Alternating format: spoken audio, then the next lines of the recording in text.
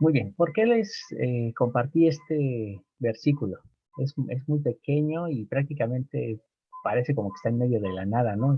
Hay muchísimos otros versículos muy famosos, muy conocidos, y sin embargo quise compartirles este porque quiero que notemos que a pesar de que el libro del predicador se escribió ya en una etapa, vamos a decirlo así, una etapa decadente del gobierno y de la vida de Salomón, aún conservaba sabiduría, aún conserva conocimiento puro, sagrado, eh, y este es uno de ellos que mejor refleja toda la sapiencia que había en Salomón. Y nos da este consejo, ¿no? Entonces, que nosotros podamos esforzarnos por mantener nuestros vestidos blancos para entrar a la presencia del Señor y el ungüento que nos convierte en reyes y reinas, sacerdotes y sacerdotisas, pero esto no se va a lograr a menos que estemos en el templo, que a menos que nos acerquemos al templo. De ahí la importancia del templo, incluso para el judaísmo. eh, se- Ellos saben que aunque podemos acercarnos a Dios a través de la oración, a través de la meditación, no es lo mismo sin el templo.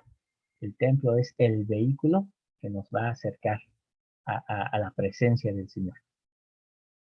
Muy bien, vamos a ver rápidamente eh, Proverbios capítulo 6, versículos del 16 al 19.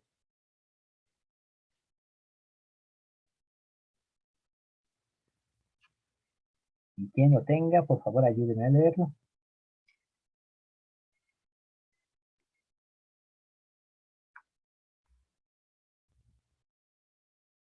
Este sí lo elegí porque es uno de los que a mí más me gusta. Entonces ahí sí soy medio tramposo y medio abusivo como maestro. No se ve bien. Proverbios 6, versículos del 16 al 19. Te lo leo, profesor. Por favor.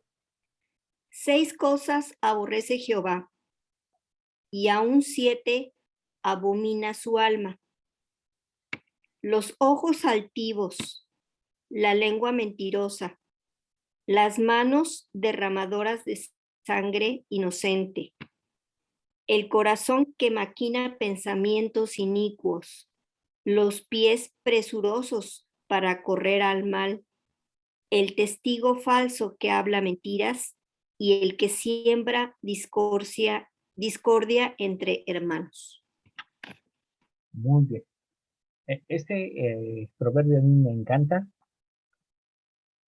En lo personal me ha ayudado a poder saber de qué debo cuidarme. Cómo, para mí estos versículos son como una especie de, eh, es la señal de prevención.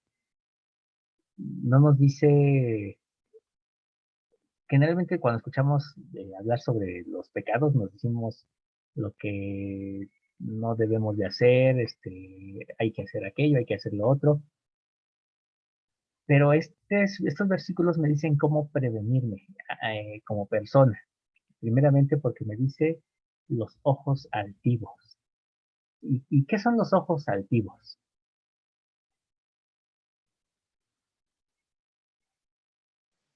Orgullo. ¿Ok? De orgullo. ¿Cómo se reflejaría en una persona en la vida cotidiana? Pues son las personas que ven por encima del hombro a los demás, ¿no? ¿Ok?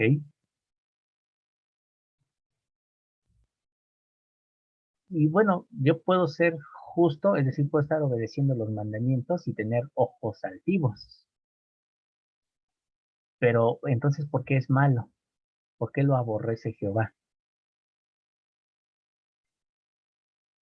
Porque sería como ser hipócrita, ¿no?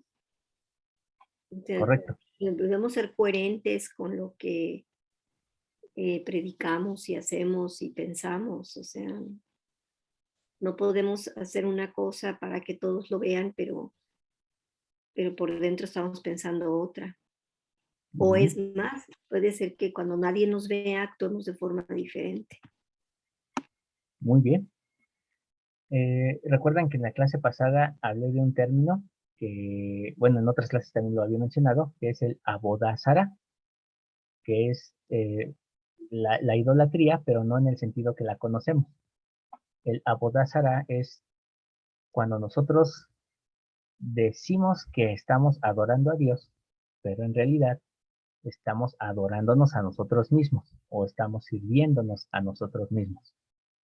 Entonces, ¿qué ocurre? Que cuando tengo ojos altivos, yo puedo decir, pues que estoy obedeciendo a Dios y puedo decir, voy a la iglesia, pago diezmo, voy al templo, cumplo con todos los mandamientos, pero me estoy olvidando del pobre, me estoy olvidando del necesitado, de la viuda, del huérfano. Y entonces, ¿qué pasa?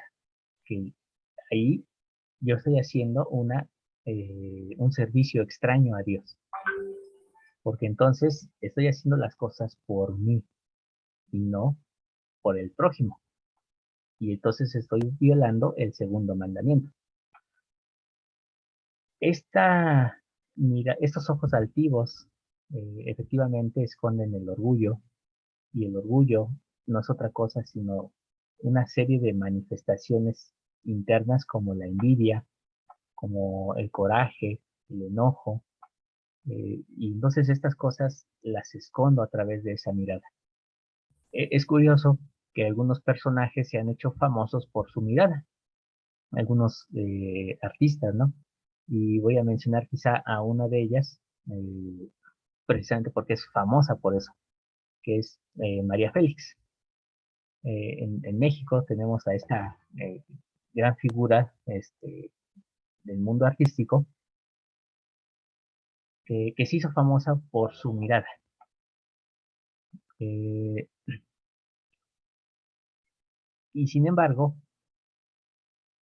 se reconoce el personaje de María Félix eh, como arrogante, como alguien que puede decir las cosas sin importar si pasa por encima de los demás.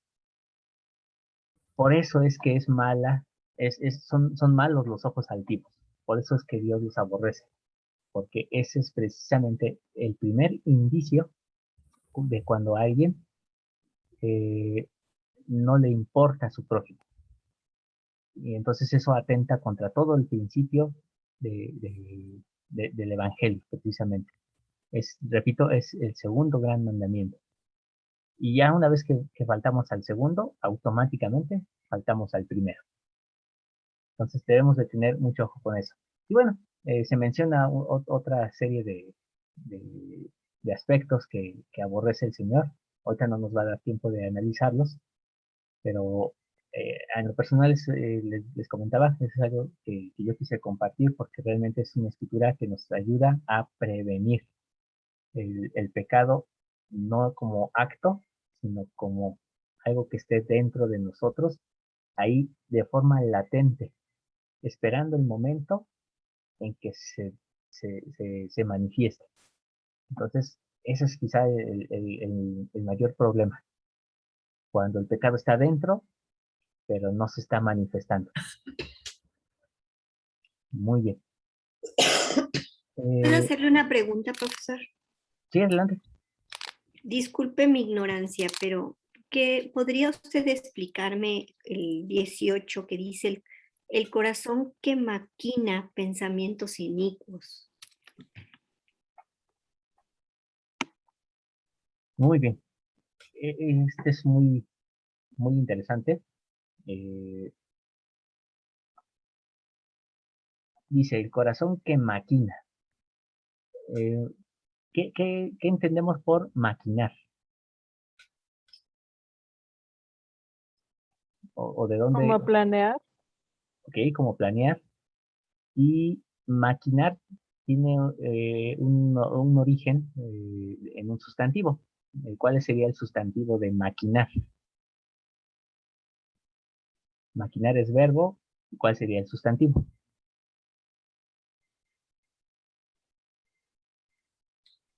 Máquina.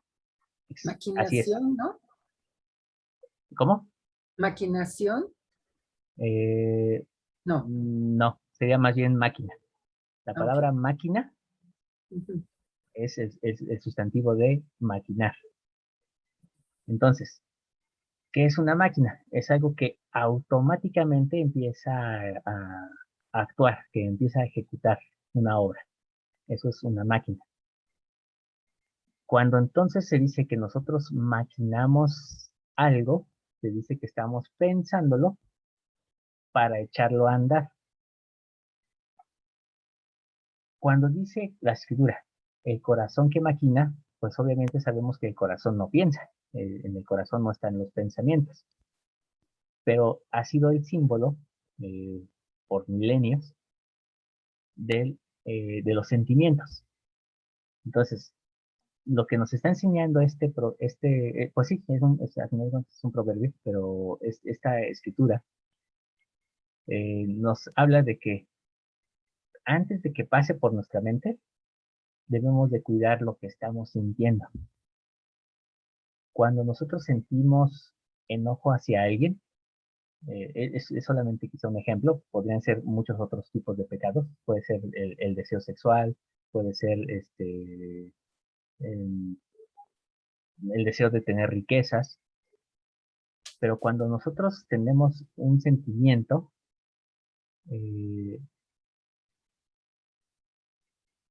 perdón, voy a modificar un poquito esta frase. Cuando nosotros pensamos algo, es porque ya primero lo sentimos. Entonces, antes de que algo llegue al cerebro, ya pasó por el corazón. Y cuando pasa al cerebro, es cuando entonces viene la forma en la que estamos tramando para que las cosas funcionen. Desafortunadamente, la mayoría de las veces, cuando ya llega al cerebro, ya es demasiado tarde. Entonces, lo que debemos de cuidar es el corazón, es decir, los sentimientos. Y repito, cuando empieza a haber un sentimiento de enojo, de odio, de rencor, cuando empieza a haber un deseo desmedido hacia el dinero, hacia una persona, incluso hay deseos desmedidos de padres o madres hacia los hijos, y es cuando surge la famosa frase de madres o padres sobreprotectores. Pero está comprobado que ese deseo, ese buen deseo, es tan enfermizo que que hay padres que han llegado a matar a sus hijos pensando que hacen un bien. Y lo mismo pasa con el deseo hacia Dios.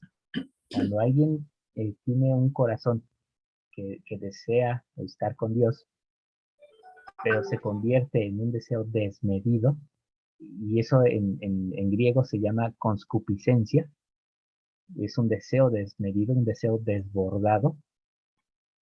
Entonces, ese deseo que es bueno se convierte en un daño. Y entonces hay personas que han matado en el nombre de Dios creyendo que obedecen a Dios. Nosotros debemos de cuidar siempre nuestro corazón porque ahí es donde se echa a andar, es decir, empieza la máquina a trabajar en cómo llevar a cabo el pecado. Es muy difícil y por eso es que dice también la escritura que el corazón es engañoso, porque nosotros podemos decir, pero yo soy buena persona, tengo buenos sentimientos, no odio o trato de no odiar. Sin embargo, es una máquina muy especial y a veces alberga dentro de ahí pequeños destellos de enojo, de odio, que como les decía hace un ratito, es el pecado que está ahí adentro, latente, esperando manifestarse, esperando el pretexto, así como que dame una razón para que empiece a odiar, dame una razón para que vaya y cometa adulterio, dame una razón para que vaya y ofenda a mi prójimo. ahí está el latente. Entonces, por eso es que se menciona como el corazón que maquina, porque es ahí donde ya está. Si dejamos que esos sentimientos entren, entonces, repito, muchas veces cuando ya llega al cerebro, cuando ya estamos pensando en algo, ya es demasiado tarde. Eh, entonces debemos de esforzarnos por purificar el corazón, o sea, nuestros sentimientos, que es muy difícil, ¿eh? Es muy difícil, repito, sobre todo porque es engañoso. El corazón es muy engañoso y puede hacernos creer que estamos sintiendo el espíritu, y no porque no lo sintamos, sino porque sí nos deja sentir el espíritu, pero esconde ese mal, esa inclinación al mal. Entonces, es por eso que debemos de cuidarnos, decía el rey Benjamín, nuestros pensamientos, nuestras palabras, nuestras obras, impedir que el corazón haga lo que quiere. Entonces, es algo que debemos de pensar. Ahora voy a entrar un poquito más profundo. El corazón ha sido símbolo también de lo que nos da vida. Es el que bombea la sangre y nos ayuda a que todo el sistema esté funcionando. Se ha comprobado que es más importante el cerebro que el corazón. Sin embargo, el corazón ha tenido este símbolo como el que riega todo el cuerpo. Es el que prácticamente la bomba de la vida. Si nuestro corazón es malo, si nuestro corazón está albergando todavía rasgos de impureza, entonces podemos entender perfectamente que lo único que va a hacer el corazón es bombear esa impureza por todo nuestro organismo hasta que en algún momento se manifiesta. Pero si no se manifiesta, aún así, ese problema puede seguir ahí adentro. Entonces, mientras no tengamos sano nuestro corazón, en cualquier momento puede matarnos hasta de un paro cardíaco. Eso en un sentido literal, real, pero en un sentido espiritual puede estallar. Si es ahí donde debemos de tener cuidado, que a veces decimos, pero pues es que yo ya traté de quitar el mal que hay en mí, pero a veces solamente lo estamos reprimiendo. Y al reprimirlo, en algún momento nos va a dar un paro cardíaco espiritual. Entonces, nosotros por eso es eh, urgente, absolutamente necesario que actuemos con sabiduría, para que cuando entonces eh, venga esa explosión, eh, no sintamos que hemos fallado y que hemos fracasado en la vida. Eh, Ese es el primer sentimiento que va a tratar de influirnos el enemigo, de que, ya ves, nunca vas a poder triunfar porque siempre va a estar esto en tu vida. No le hagan caso. Tal vez sí, tal vez sí, eso va a estar siempre en nuestra vida, pero eso no significa que nos va a impedir actuar con sabiduría.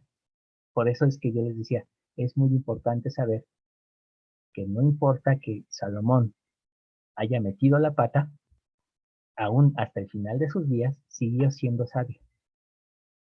Entonces, no deje que en ningún momento el enemigo le haga creer que como usted vivió 10 años evitando determinado pecado, pero en el 10º año su cuerpo ya no aguantó y explotó, y entonces metió la pata. Y el enemigo le va a decir, te dije, no lo vas a lograr, no le haga caso, usted siga adelante. Así es. Cambio en la naturaleza tiene que ser muy profundo, y a veces es instantáneo, por el poder de la fe y el derramamiento del Espíritu Santo, pero en la vida común, en la mayoría de las personas, no es algo tan poderoso. Es algo que se va dando gradualmente. Entonces sí, efectivamente en el libro de Mormón encontramos ejemplos de, de incluso pueblos que recibieron ese cambio en el corazón y entonces dijeron, no tenemos el deseo de pecar. Y uno dice, wow, ojalá yo llegara a ese nivel, ¿no? Pero mientras estamos en esta condición en la que nos encontramos en el presente, entonces no deje que el enemigo le haga creer que ha fracasado. Segundo, la idea de creer que como ya estallé en este momento, entonces esa es mi naturaleza. Es decir, me empiezo a etiquetar. Eh, soy el enojón, soy el agresivo, eh, vaya, me empiezo a ponerme etiquetas y entonces, ¿qué pasa? Que me la creo. Y entonces a veces esa etiqueta de que soy el enojón es más poderosa que la de soy el hijo de Dios. Entonces, evite las etiquetas, evite ponerse etiquetas de soy enojón, es que yo soy el amargado de la familia, jamás. Tercero, recuerde, usted viene para tener gozo. No se amargue la vida porque algo le sale mal. Si en algún momento usted comete algún error en su vida, su corazón le traiciona y le hace cometer algún error, no se amargue. Esto es parte de la vida. Ahora sí que como dice el dicho, es mejor pedir perdón que pedir permiso. Bueno, pues ya, metió la paca, disfrútelo y ahora esfuércese nuevamente por seguir adelante. Pero disfrute la vida, no se amargue, no se frustre tampoco. Ese es quizá lo peor que podría pasarnos, porque entonces es cuando muchos se alejan de la iglesia y dicen, es que yo jamás voy a dejar de tomar café, es que yo jamás voy a dejar de beber. No, o sea, en su momento eso ocurrirá. Mientras tanto, usted disfrute del momento en el que el Señor le ha dado en este espacio y en este tiempo. Eh, no deje que su corazón le engañe. Y eso significa que hay que andar con pies de plomo, ¿no? Actuar con prudencia, siempre. Perdón que me haya extendido un poco, pero es que la verdad la pregunta lo merecía, porque, eh, les repito, el corazón es muy engañoso. Entonces a veces nos hace sentir cosas que nos lleva a pensar otras. Entonces es muy, muy complejo. Y quizá es el factor psicológico más importante que podríamos estar reflexionando en nuestra vida. Espero que haya podido ayudar en algo, hermana, y perdón que me haya extendido. Muchas gracias, al contrario, yo creo que el espíritu le iluminó, porque yo traigo por ahí problemas de rencor que me ha costado trabajo. Em, sí hago un esfuerzo, de verdad esfuerzo para no sentir rencor por cierta persona y me cuesta mucho trabajo, porque aparte del enojo que me hace sentir, me siento triste de ser débil y admitir esos sentimientos sabiendo y conociendo el Evangelio. Es algo difícil. eh, no olvidar, porque no olvida uno, sino dejar de sentir el dolor por el daño, ¿no? Entonces, por eso pensé en esta frase, ¿no? Que es primero que si era el pensamiento y era el sentimiento. Ya entendí ahorita que es el tratar de no sentir tan profundo para no seguir rumiando en mi pensamiento, ¿verdad? Gracias. No, al contrario, gracias a usted por la confianza que tiene en nosotros. Y realmente hay no me acuerdo así literalmente como dice la escritura, pero en el libro de Alma, Alma le aconseja a sus hijos, le dice algo así como procura refrenar todas tus pasiones para que estés lleno de amor. A veces el problema cuando hay este tipo de sentimientos se debe a que hemos amado, a que hemos confiado mucho, quizá más de lo que deberíamos. Y eso tampoco es bueno. Por eso siempre es sano solamente mantenernos en el punto medio, es decir, en el punto de la sabiduría. Eh, precisamente para que cuando alguien nos traicione, no sintamos ese dolor y esa decepción tan intensa eh, por lo que hemos depositado en esa persona, ¿no? Y por otra parte, el saber que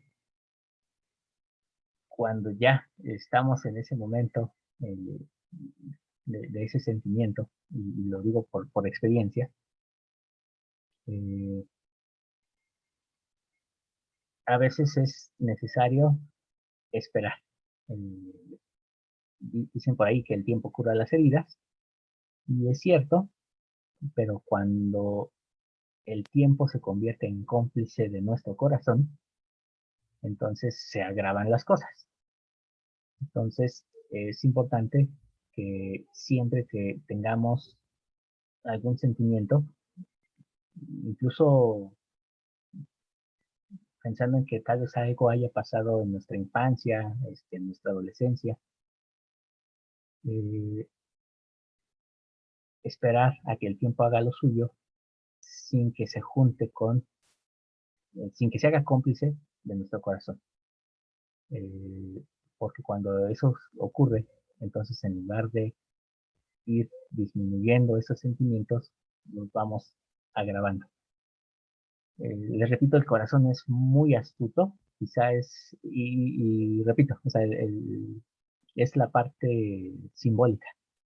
El corazón es muy astuto eh, y a veces es el que domina más, incluso que nuestra mente.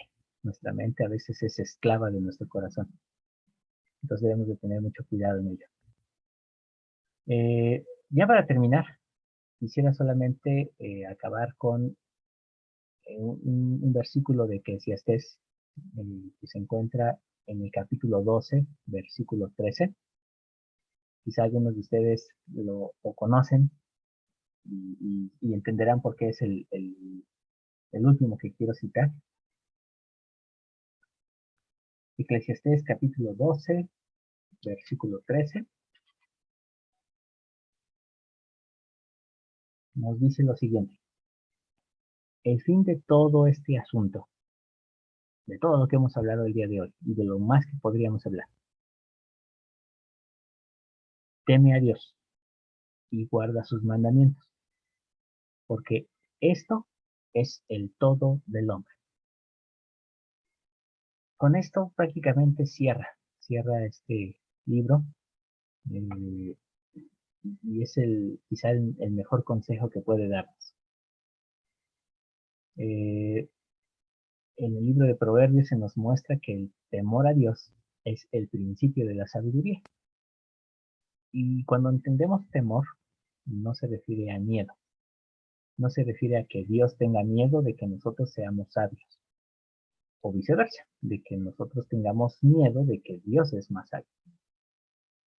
Al contrario, la sabiduría es el momento en el que se combina lo que se sabe en los cielos con lo que se sabe en la tierra. Pero decíamos al principio, de nada sirve saber si no vamos a actuar. Ahí es donde comienza el principio de la sabiduría. De tal forma que entonces temor debemos de entenderlo como reverencia. La reverencia hacia Dios es el principio de la sabiduría. Y la reverencia no significa estar callados, ser muy solemne, no, simplemente es el respeto de las cosas sagradas. Cuando nosotros empezamos a entender las cosas sagradas y empezamos a respetarlas, a darles su lugar en nuestra vida, vamos a notar que casi en automático nuestra vida empieza a cambiar. Empezamos a ver aspectos que decía, pero si yo esto lo hacía antes. Y recuerdo mucho en este aspecto a mi abuelita. Eh, ella tenía problemas de alcoholismo y justificado o no, pues había muerto una de sus hijas, había fallecido casi prácticamente en ese mismo tiempo, fallece su esposo, dejando a mi abuelita con un bebé recién nacido, que prácticamente tenía como un año de haber nacido. Entonces, la situación no fue muy fácil para mi abuela y ella entonces pues empieza a beber y durante muchos años ese fue un gran problema. Tanto así que hasta el día de hoy todavía sigue algunas repercusiones ahí con algunas relaciones familiares a causa de esto. Conoce la iglesia, se bautiza, pero su problema de alcoholismo no desaparece. Y uno pensaría, bueno, pero pues ya se hizo miembro de la iglesia. Esto ocurre hasta el momento en que un presidente destaca, visita a mi abuela y la encuentra bebiendo. Entonces, mi abuela, en una actitud un poco desafiante hacia el presidente, prácticamente lo invita a pasar a la casa, pero repito, es con una actitud desafiante. Este, y entonces el presidente destaca, lo único que hace en esa ocasión es decirle, la entiendo, sé por lo que está pasando y la amo. Y entonces la abraza. Mi abuela en ese momento se suelta en llanto y, y le dice, perdóneme por haber hecho esto. A veces en la vida lo único que necesitamos es un abrazo. Es alguien que nos diga que todo va a estar bien. Más que un regaño, más que alguien que nos diga, volviste a regarla, volviste a meter la pata. Necesitamos de alguien que nos diga, siempre estoy contigo. Y a veces es difícil pensar en eso cuando no vemos a Dios, pero cuando nuestro prójimo nos hace sentir que Dios está en él y que Él está con nosotros siempre, eso es lo más maravilloso del mundo. Entonces, hermanos, ese pequeño detalle, ese simple abrazo, esa simple visita, mi abuela lo atesoró en su corazón y eso le cambió la vida. De la misma forma, hermanos, yo sé que cuando atesoramos las cosas sagradas en nuestro corazón, esas empiezan a expulsar las cosas negativas que puede haber ahí. Eh, y les invito a que ustedes siempre atesoren las cosas buenas. Nunca se queden con las malas. Pero si ya están ahí, porque estamos en este mundo de probación, entonces empecemos a partir de ahora a guardar puras cosas buenas. Y ustedes verán que cuando ya no hay espacio, las cosas malas empiezan a expulsarse por sí solas. Soy testigo de ello. Sé que es verdad. Comparto estas cosas y lo hago en el nombre de nuestro Señor Jesucristo. Amén. Amén. Amén. Amén. Agradezco mucho su asistencia a la clase del día de hoy. Realmente espero que el Señor nos haya hecho un poquito más sabios, que nos haya dado entendimiento en estas cosas y que podamos ponerlas en práctica, que realmente podamos saber que eh, necesitamos ser felices en esta vida. Y eso no significa que vengan puros momentos de dicha. Habrá momentos de dificultad, pero por el gozo que tenemos de estar vivos, es que vamos a poder superar todas las cosas. Que nos llevemos esto en el corazón. Cuídense mucho, les deseo un fin de semana extraordinario y pues vamos a terminar con una oración rapidita porque nos quedan 2 minutos. Hermana Marta, ¿usted podría ayudarnos con la oración? Sí, solo que hay un poco de ruido aquí. Padre Celestial, te damos muchas gracias en esta noche por la oportunidad que hemos tenido de escuchar un poco más acerca de ti, de las escrituras que nos inspiran y que nos ayudan en nuestra vida en este tiempo. Te pedimos, por favor, que puedas ayudarnos para que podamos hacer tu voluntad y para que podamos tener esa paz, ese consuelo y ese amor que necesitamos. Y estas cosas te las pedimos en el nombre de Jesucristo. Amén. Amén. Amén. Cuídense mucho, pórtense bonito y si no, pues me invitan. No, también nos portamos bien. Buenas noches. Buenas noches a todos. Gracias. Gracias, hermano. Gracias. Bye.